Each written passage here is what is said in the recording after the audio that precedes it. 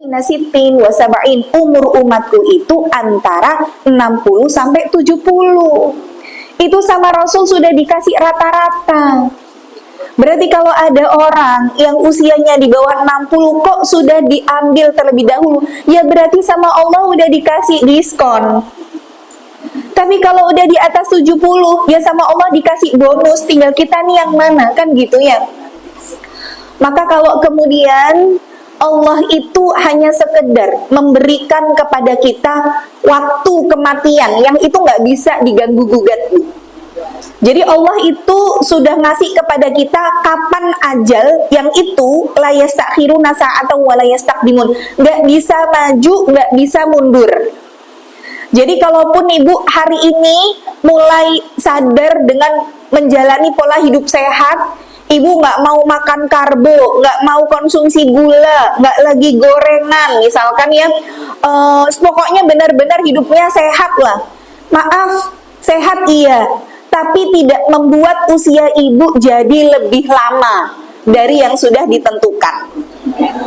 Ya, nggak bisa bikin usia lebih panjang, nggak bisa. Begitu juga yang hari ini sama Allah mungkin sudah divonis kanker stadium lanjut. Bukan berarti yang dikasih vonis sama dokter usianya tinggal sekian bulan itu membuat usianya jadi lebih pendek daripada yang lain. Enggak.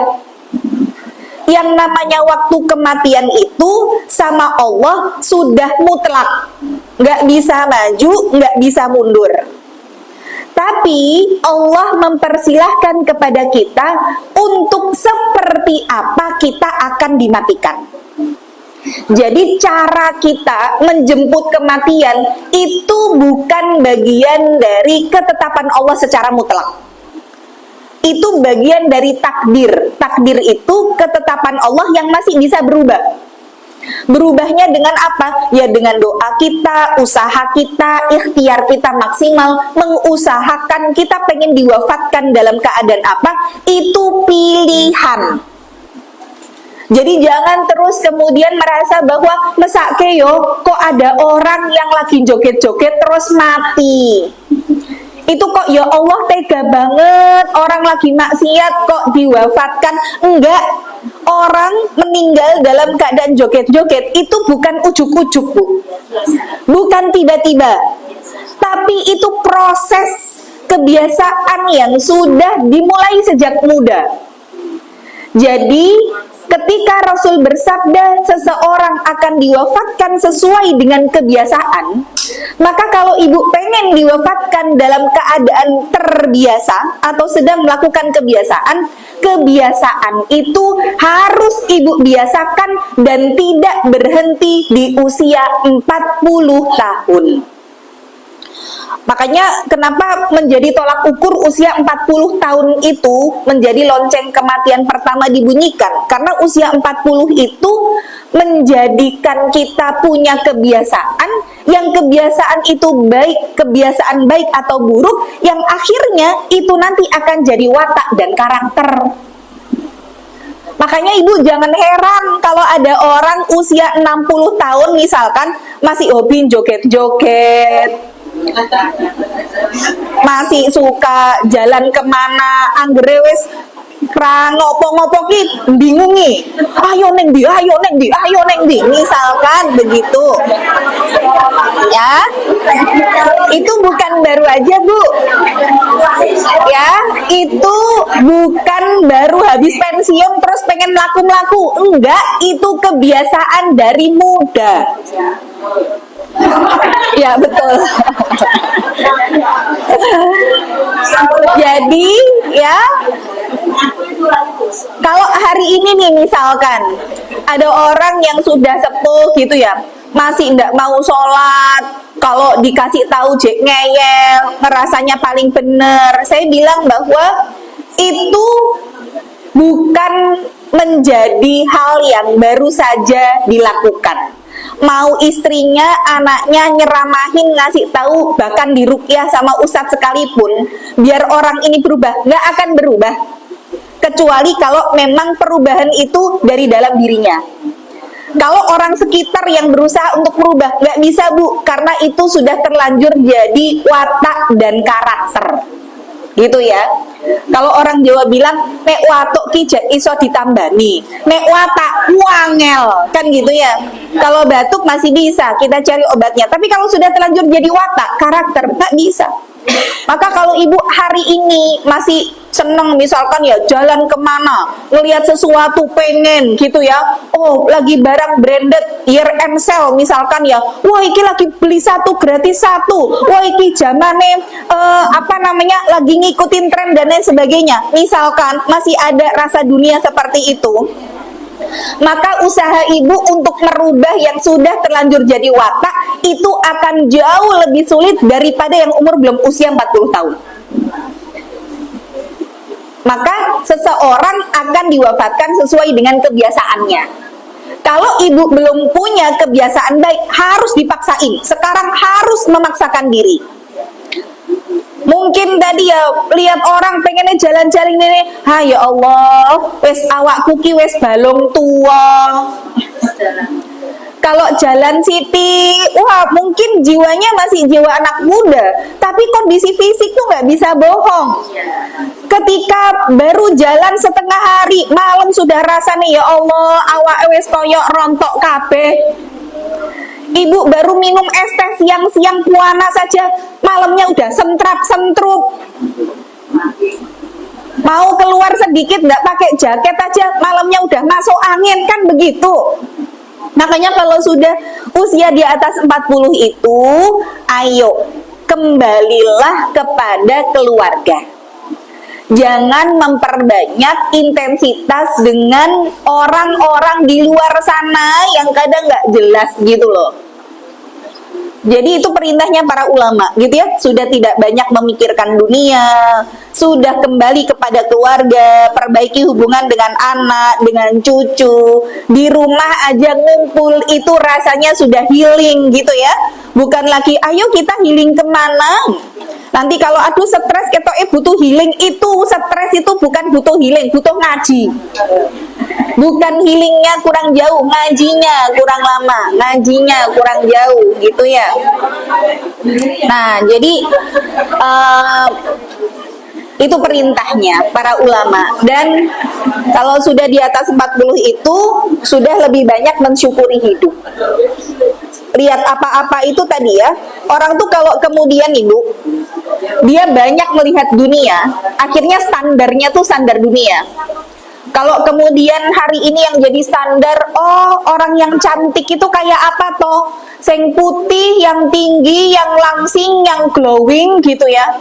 Akhirnya ketika standar kita lihatnya banyak dunia, saat kita ngaca akhirnya oh ya Allah aku ki ora ayu yo, weso pesek, ireng, lemu. Nah akhirnya tidak mensyukuri hidup. Karena standarnya tadi standar dunia. Tapi kalau kemudian kita memperbanyak syukur itu, saat kemudian ngaca, oh ya Allah, nggak apa-apa lah, aku ki lemu, yang penting sehat, kan begitu. Jadi semakin kita ridho sama takdir, semakin banyak mensyukuri hidup, nerimo aja. Allah sudah menggariskan kita seperti ini. Kalaupun ada ujiannya, dijadikan sebagai penggugur dosa, pemudah jalan kita ke surga. Kalaupun kita dikasih ujian sekarang, ternyata masih jauh lebih ringan daripada ujiannya ujian akhirat, kan begitu harusnya. Ya, jadi kita harus punya skala prioritas. Mana yang kira-kira kemudian kita keluar ada manfaatnya atau enggak. Kalaupun misalkan tidak ada manfaatnya gitu ya, lebih baik kita di rumah bersama dengan anak-anak. Kenapa Bu? Bersama dengan anak-anak dan keluarga. Karena saat kita meninggal dunia, orang yang paling setia buat ngedoain kita itu cuma 3 orang Bu.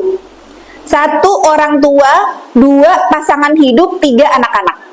Wes itu tok, saya bilang yang paling setia ngedoain kita kalau kita meninggal itu cuma 3 orang.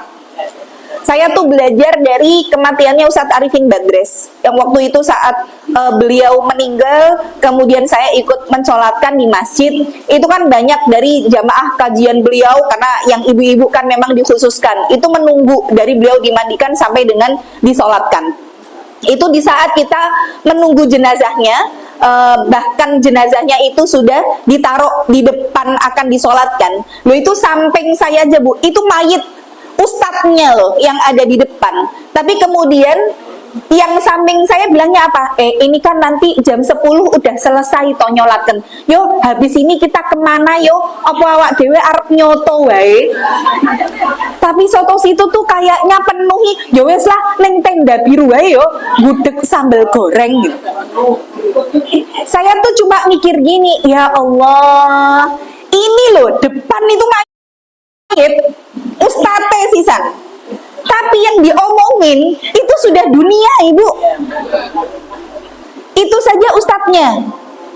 Gak yakin kalau yang meninggal kita. Maaf saya bilang, Ibu selama ini misalkan jalan-jalan sama teman arisan, sama PKK, sama bla bla bla, memperbanyak intensitas dengan teman, akhirnya nggak deket sama keluarga. Yakin teman Ibu yang hari ini Ibu bestie kemana-mana selalu sama orang itu, saat Ibu meninggal, teman Ibu masih setia ngedoain Ibu? Saya nggak yakin. Makanya tadi yang diomong itu sudah dunia, Ibu. Bahkan jasad kita masih ada di depan. Apalagi sudah berhari-hari kita meninggal. Paling juga cuma di grup WA ketika ada yang nge-share foto kita, ya Allah, ibu ini sudah nggak ada, Allahumma gfirlaha. Wes paling monotok. Innalillahi, semoga Allah. Tapi cuma sekedar di waktu itu aja. Setelahnya orang masing-masing, Ibu. Maka kalau Ibu tidak dekat sama keluarga, siapa yang akan Ibu gondeli buat jadi amal jariah mendoakan Ibu setelah Ibu nggak ada? Padahal anak-anak kita sekarang menjadi anak-anak akhir zaman, yang mereka kebanyakan itu doanya di media sosial. Kalau sekedar pas hari Ibu ada orang yang nge-share gambar Ibu, yo yang pengen ibunya masuk surga, like postingan ini, kan begitu sekarang modelnya. Yang pengen ibunya diampuni sama Allah, doain di sini. Maaf saya bilang, kalau kemudian orang anak-anak muda hari ini hanya sekedar mendoakan orang tuanya di kolom komentar, tapi tidak mendoakan pada saat kemudian di waktu-waktu mustajab. Kalau yang mendoakan bukan orang solih, maaf ya, jangankan doain buat ibu sebagai orang tuanya, doain buat diri mereka sendiri aja belum tentu makbul. Ini PR kita sebenarnya. Bagaimana di usia sekarang itu, kembalilah kepada keluarga, didik anak-anak kita menjadi anak-anak yang solih. Kalau ibu sampai bisa punya anak solih satu aja, nggak usah banyak-banyak. Anaknya 10, yang 9 nggak soleh, satu soleh, itu perjalanan ibu ke surga cuma tinggal maknyuk. Bener-bener tinggal separuh, Ibu. Kenapa? Karena anak yang solih itu nanti ketika Allah persilahkan untuk masuk ke surga, kemudian mereka tidak mau masuk surga sampai mereka melihat dulu ke dalam surga, adakah orang tuanya di dalam? Sampai mereka bilang sama Allah, ya Allah, lan nadkhulal jannah illa an ya'tiya abauna wa ummahatuna. Kita nggak mau masuk surga ya Allah sampai datang bersama kami dan ayah dan ibu kami. Maka kemudian Allah bilang sama anak soleh ini, kamu cari orang tuamu, tuh orang tua masih nyemplung itu di neraka. Hisabnya masih sangat panjang. Maka kemudian anak-anak soleh ini mengatakan kepada Allah, ya Allah, dengan kesolihan kami, ampunilah dosa orang tua kami dan masukkanlah orang tua kami bersama kami ke surgamu ya Allah.